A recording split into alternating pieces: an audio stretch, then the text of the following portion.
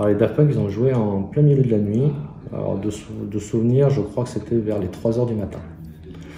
Et il y avait une petite anecdote, parce que bon, nous on était très enthousiastes, etc. Tout s'était très bien passé jusqu'à là. Malheureusement, ils ont un pépin pendant le live, et une machine a lâché. Donc ça, peu de gens, enfin les gens en tout cas qui étaient sur place, peut-être ne le savent pas. Et donc du coup, ils ont dû improviser. C'est-à-dire que le live, ils avaient un live quand même qui était tout prêt, normalement, enfin voilà, qui était... et là, ils ont dû complètement improviser, donc ça fait que ça a un peu bouleversé leur line-up.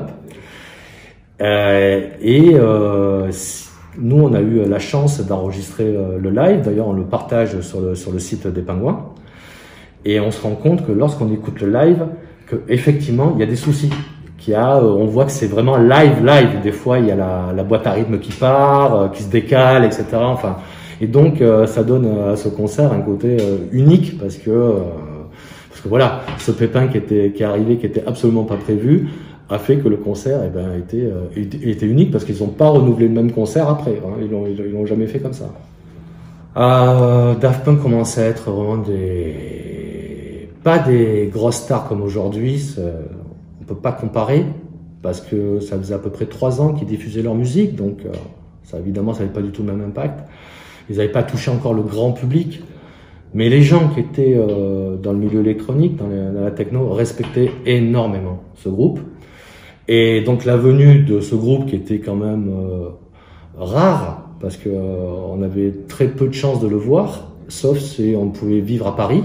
À Paris, ils faisaient quelques prestations au Rex, etc.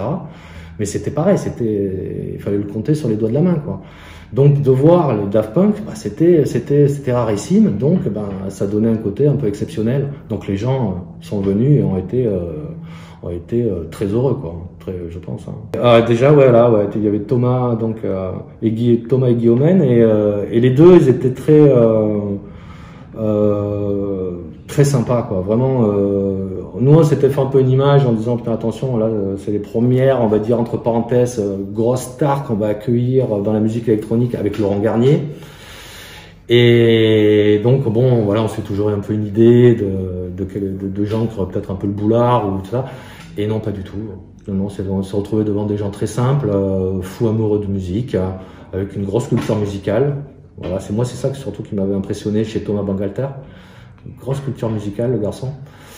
Et voilà, et donc on avait affaire à des gens authentiques et ça c'était bien, quoi. Il y avait des gens qui habitaient à Paris et donc qui connaissaient un peu le milieu de la production de la musique électronique, et on était également en contact avec des boîtes de musique et entre autres Virgin.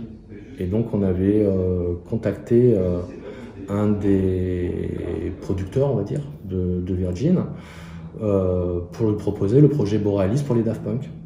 Et du coup, c'est comme ça qu'on a été en contact avec eux et qu'on a pu les faire venir à Borealis.